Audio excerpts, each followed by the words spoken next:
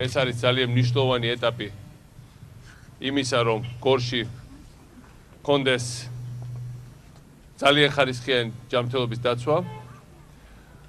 იცით, რომ მეორე საავადმყოფოც, რომელიც აქ არსებობს, ასევე გადაკეთდება და გაუმჯობესდება და საერთოდ ჩვენ გვაქვს ძალიან დიდი პროგრამები გორზე. ეს არის გორის ცენტრის გალამაზება, პრაქტიკულად ახრიდან აშენება, გორის ტურისტულ ცენტრად ქცევა საქართველოსთვის. ეს არის გორის ჯვრის გზის მშენებლობა, რომელიც ჩვენი დიდი ხნის ოცნება და თქვენი დიდი ხნის მოთხოვნაა.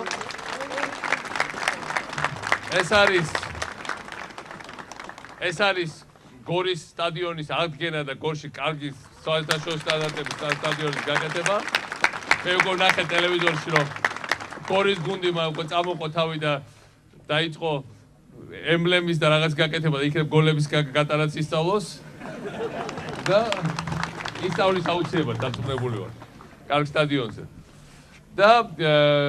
და მეოთხე, ასევე ჩვენ გვაქვს სოფლის მეურნეობის ძალიან სერიოზული პროგრამები. ჩვენი ამოცანაა, რომ გორის გარშემო არც ერთი ჰექტარი მიწა არ დარჩეს დაუმუშავებელი. ყველა ჩვენ პენსიონერს აქვს ეხა დაზღვევა. ეს დაზღვევა ფარავს ძალიან ბევრ რაღაცას. ყველა სოციალურად დაუცვას დღეს საქართველოში აქვს დაზღვევა.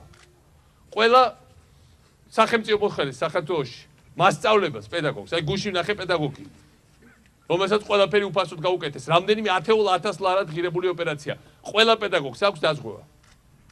ეს ნიშნავს იმას, რომ ის რაც ადრე ხელმისაწვდომი იყო მხოლოდ მილიარდერებისთვის, მილიონერებისთვის და კორუმპირებული ჩინოვნიკებისთვის წინამთავრობის.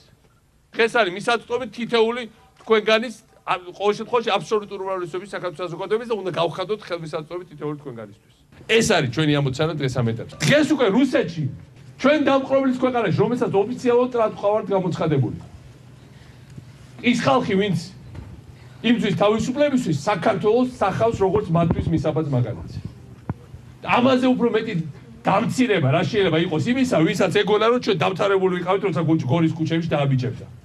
ამიტომ მათზე ჩვენი პასუხი არის ასევე განსაკუთრებულად მაგრად გაკეთებული გორი. იმიტომ რომ ეს არის სიმბოლო ჩვენი აღორძინება. ის ვისაც ჩვენი უკან დაბრუნება უნდა და მათ შორის რუსული ფული. მათ უნდა კარგად იცოდეთ, რომ ამ ხალხის სახეებს მე მაგალითად დავიწყებული მქონდა. ხანდახან ეხა ტელევიზორში ვაჩვენებ და აიძახიან ეს ის არის. მე დავიწყებული მქონდა ეგ ხალხი, იმიტომ რომ ადამიანის ნორმალური ინსტინქტია, რომ ცუდი რაც არის დაივიწყოს. მე მეგონა რომ ის ხალხი ვინც გძარცვავდა, ყლიფავდა, ჩემი მეხსიერებიდან ის ხალხი გამქრალიო. მოვიშორე გავწიე გვერდზე. ეხა ვიღაცამ ყველანი ამოქეკა საიდანაც, ყველა ერთად შეკრიფა, ცოტათი დაბერებულან კიდევაც, ცოტათი გამხდარან, იმიტომ რომ ვეღარ ხრავენ ისე როგორც ხრავდნენ, კიდე უფრო გაბოროტებულან, იმიტომ რომ აბა ეხა როგორ ამდენი წელია უყურებენ რომ ქვეყნის საქმე მაინც წინ მიდის და მათი საქმეები სულ უფრო უკან მიდის და ეხლა ყველა ერთად შეიკრიბა, მოდი ეხლა დავილაშქო და კიდე ერთხელ შევუტიოთ, იქნებ კართაგენი დაეცეს და იქნებ ჩვენი დრო ისევ დადგეს. მაგ ხალხი რამდენიმე წლის წინ ქართველმა ერმა მოიშორა თავიდან და ერთხელ და სამუდამოდ. ვერასდროს ეს მუმიები უკან ვეღარ დაბრუნდებიან. მუმიები უკან ბრუნდებიან მხოლოდ ფილმებში. ჩვენი აღშენებობის კურსი არის შეუქცევადი. ჩვენი თავისუფლების კურსი არის შეუქცევადი. იმ გზაზე ვდგავართ, რომელიც აუცილებლად გაემთლიანებს ქვეყანას. იმიტომ რომ იმპერია აუცილებლად დაემხობა, არ არსებობს რომ არ დაემხოს. მე ჩვენ ვართ ეხლა ისეთივე ეტაპზე, როგორც იყო დავით აღმაშენებელი, როცა და მას 30-34 წელი დაჭირდა თბილისის დასაბრუნებლად. ის რაც არის მაშინდელი თბილისი არის დღევანდელი ჩვენი ოკუპირებული ტერიტორიები. მაგრამ მე მინდა გვახსოვდეს ეს, რომ მანამდე სანამ მან დაიბრუნა საქართველოს დედაქალაქი, მან გაატარა ძალიან ბევრი რეფორმა. მან ააშენა ძალიან ბევრი რაღაცა იქ, სადაც საქართველო აკონტროლებდა.